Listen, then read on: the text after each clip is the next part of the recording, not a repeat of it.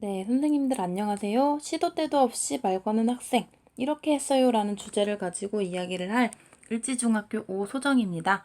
저희 책 185쪽에 온라인에서 학생들이 교사를 마치 채팅보처럼 여기는 것 같은 기분이 들곤 합니다.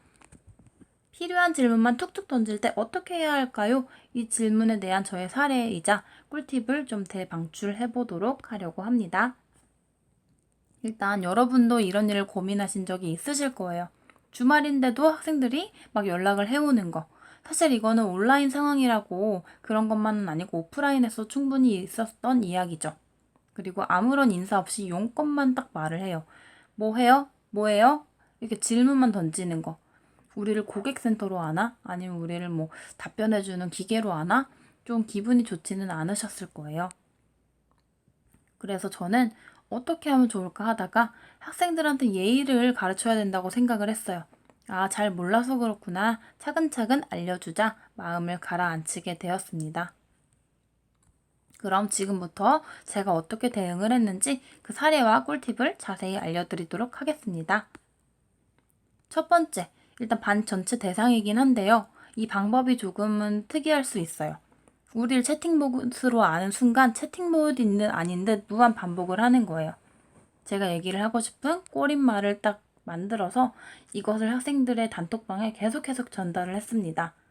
일단 제가 교과 담당이 아닌데 자꾸 교과에 대한 이야기를 물어봐서 선생님은 교과 담당이 아니다. 자세한 거는 교과 선생님한테 다시 문의를 해라 라는 부분을 넣었고요. 두 번째는 생각보다 학생들이 예의를 갖춰서 말을 하지 않는 거예요. 그래서 그냥 예의를 갖추라고 말을 하려다가 본인이 누구인지 밝히고 인사를 하고 필요한 내용을 말하고 감사합니다를 해라 라는 그 포맷을 만들어줬어요. 근데 이게 되게 효과적이었던 것 같아요. 실제로 이렇게 말을 하고 나서 저한테 학생들이 이 포맷에 맞게 딱 메시지를 보내는 거예요. 그래서 아, 이 예절 교육이 효과가 있었구나라고 생각을 하게 된 순간이었습니다. 그리고 세 번째 같은 경우에는 넘어가고, 네 번째, 밤늦게 갑자기 밤 12시 1시에 이거 안 돼요, 저거 안 돼요 막 문자를 보내는 거예요. 그래서 밤늦게 안 된다는 문의는 선생님도 해줄 수 있는 게 없어요. 유유. 시간표에 맞게 미리미리 합시다. 그 외 궁금한 점은 개별 문의해주세요 라고 이 포맷을 딱 제가 만들었어요. 그리고 나서 계속 무한 반복 보냈죠. 4월의 마지막 주 월요일에도 저는 이 꼬릿말을 보냈고요. 힘찬 월요일에도 보냈고 그 다음에도 보냈고요. 마지막으로 또 보냈습니다. 계속해서 이 네 가지뿐만이 아니라 계속해서 보냈어요. 그랬더니 정말 신기하게도 저한테 밤에 연락하는 친구들의 횟수가 줄어들었고요. 저한테 개별적으로 문의를 하더라도 제가 제시한 포맷에 맞춰서 하는 친구들이 굉장히 많이 늘어났습니다. 그래서 저는 이 꼬릿말 수법, 이 채팅보처럼 하는 이 수법이 되게 효과적이었다고 생각을 해요. 근데 사실 그럼에도 불구하고 안 되는 학생들이 있습니다.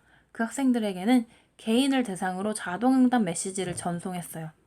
그래서 의도는 전달되도록 하되 제가 스트레스를 받으면 안 되기 때문에 미리 좀 만들어 놓고 그 메시지를 상황에 맞게 복붙을 했어요. 그래서 여기도 오른쪽에 보시면 뭔가 이렇게 저의 의도를 담은 메시지를 뭐 기분 나쁘거나 화를 내지 않고 딱 꼬릿말처럼 보내주었죠. 이렇게까지 하니까 되게 저한테 좀 개별적으로 예의 없게 메시지를 보낸 학생이 정말 많이 줄어들었고요. 그럼에도 불구하고 또 안 되는 애들이 있어야지 우리가 또 이게 사람 사는 맛이 있는 거잖아요. 그럼에도 불구하고 안 될 때 직설적으로 얘기를 해야 합니다. 하지만 막 화를 내거나 감정적으로 대처를 하는 게 아니라 부드럽게 이야기를 해야겠죠? 누구야? 주말에 갑자기 인사도 없이 그렇게 보내니 선생님 기분이 좀 그렇네. 다음부터는 예의 갖춰서 문자 보냈으면 좋겠어. 이렇게 얘기를 했죠. 그랬더니 애가 네 죄송합니다라고 답을 해왔고요. 제가 또 응원을 했더니 넵이라고 왔어요. 제가 갑자기 얘기를 한 게 아니라 그동안 예절을 많이 강조를 했죠. 그래서 그 예절을 강조를 했기 때문에 이 친구도 아 내가 실수를 했구나라고 깨닫게 됐던 것 같아요.